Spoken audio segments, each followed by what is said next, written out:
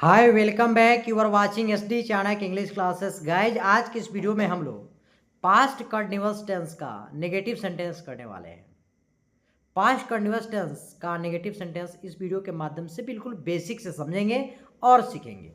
अगर बात करते हैं नेगेटिव सेंटेंस की, तो नेगेटिव सेंटेंस का शाब्दिक हिंदी अर्थ होता है नकारात्मक वाक्य। A sentence that gives a negative sense in a sentence is called negative sentence. वैसे वाक्य जिसमें नकारात्मकता का बोध होता है उसको हम नेगेटिव सेंटेंस कहते हैं। तो पास्ट कंटिन्यूअस टेंस में हम नेगेटिव सेंटेंस को पढ़ेंगे। वैसे वाक्य जिसमें नहीं आता हो, न आता हो या निषेधात्मकता का बोध होता है उसे हम नकारात्मक वाक्य कहते हैं। तो चलिए इसके रूल को देख लेते हैं कि पास्ट कंटिन्यूअस टेंस के नेगेटिव सेंटेंस के रूल क्या होता है। तो अगर बात करते हैं इसके स्ट्रक्चर की, बनावट की, किस तरह से इस तरह के वाक्य को बनाया जाता है, तो उस तरह के वाक्य को बनाने के लिए इसका स्ट्रक्चर होता है सब्जेक्ट प्लस वाज या वर प्लस नॉट प्लस वर्ब के साथ आईएनजी प्लस ऑब्जेक्ट, उसके बाद जो है हमारा ऑब्जेक्ट या कॉम्प्लीमेंट होता है। दूसरा समझिए, कह रहा है कि सिंगुलर सब्जेक्ट, जैसे सिंगुलर सब्जेक्ट आई है, ही है, सी है, इट है या कोई सिंगुलर नाउन है, उसके साथ जब भी सब्जेक्ट के साथ प्रयोग किया जाएगा वाज का प्रयोग किया जाएगा।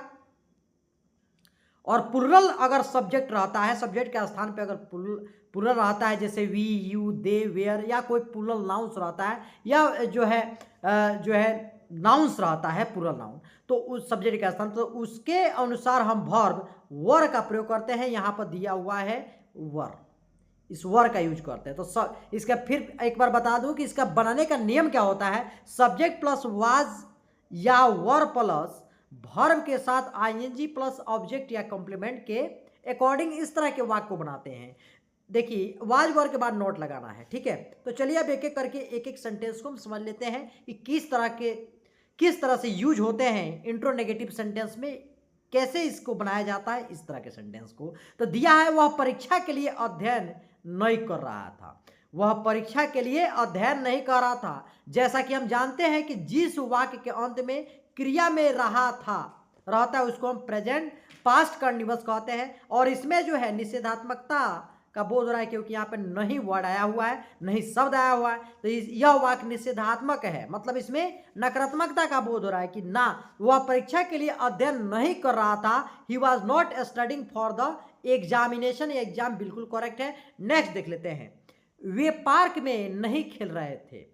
वे पार्क में नहीं खेल रहे थे, तो वे लोग बात एक ही है, तो देव के साथ वर लगाना है। तो they were not playing in the park बिल्कुल करेक्ट है। नेक्स्ट देख लेते हैं, वाक्य दिया हुआ है स्क्रीन पर, वह उस समय रात का खाना नहीं बना रही थी। She was not cooking dinner eight. दिया हुआ है, जब तुमने फोन किया तब मैं नहीं सो रहा था। जब तुमने फोन किया तब मैं नहीं सो रहा था। I was not sleeping when you called.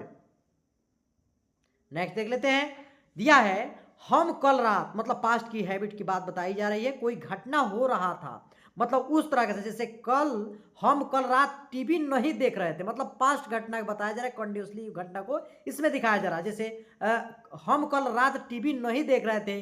We were not watching TV last night बिल्कुल करेक्ट है। नेक्स्ट देख लेते हैं, दिया हुआ है वाक्य में सुबह बारिश नहीं हो रही थी, मतलब उस टाइम को बताया जा रहा है, उस टाइम को इंडिकेट किया जा रहा है कि उस समय पे किस तरह की घटना हो रही थी, तो बारिश नहीं हो रही थी। तो सुबह बारिश नहीं हो रही थी। It was not raining in the morning बिल्कुल करेक्ट है। नेक्स्ट देख लेते हैं, दिया हुआ है बच्चे कक्षा में शोर नहीं मचा रहे थे। अब देखिए यहां पर दिया है कि बच्चे कक्षा में शोर नहीं मचा रहे थे, तो the kids where not making noise in the classroom बिल्कुल करेक्ट है। नेक्स्ट देख लेते हैं, दिया हुआ है मेरा भाई मेरा लैपटॉप उपयोग नहीं कर रहा था। देखिए अब जो है यह पास्ट कंटिन्यूअस का वाक्य है क्योंकि इसमें क्रिया के साथ रहा था, रही थी, रहे थे, लेकिन यह निषेधात्मक वाक्य है क्योंकि नहीं है। अगर इसमें अगर क्या, क्यों, कब, कहाँ, कैसे रहता तो इंट्रोगेटिव सेंटेंस हो जाता। तो आज के इस वीडियो में हम लोग नेगेटिव सेंटेंस समझ रहे हैं पास्ट कंटिन्यूअस टेंस में। तो देखिए यहाँ पर दिया है